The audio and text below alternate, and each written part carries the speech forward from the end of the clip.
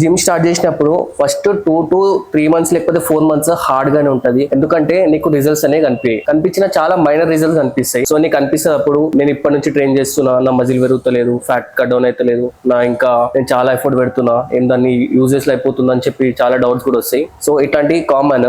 And నువ్వు ఒక 2 to 3 months sustain చేసినావు అనుకో, లైక్ నేను 2 to 3 months నువ్వు ఆపుకున్నావు అనుకో, క్విట్ చేయలేవు అనుకో, ఆ 4th month నుంచి నీకు రిజల్ట్స్ అనేవి తప్పకుండా కనిపిస్తాయి. ఎందుకంటే ఆ 4th month నుంచి నువ్వు కన్విన్స్ అయిపోతావు, నీ మైండ్ మధ్యలో కనెక్షన్ అనేది స్టార్ట్ అయిపోతుంది.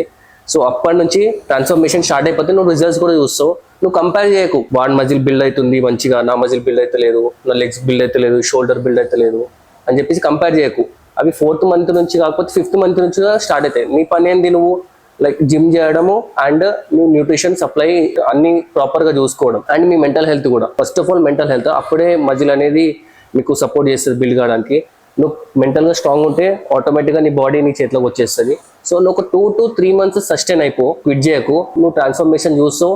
అండ్ ఇది నా గ్యారంటీ కూడా.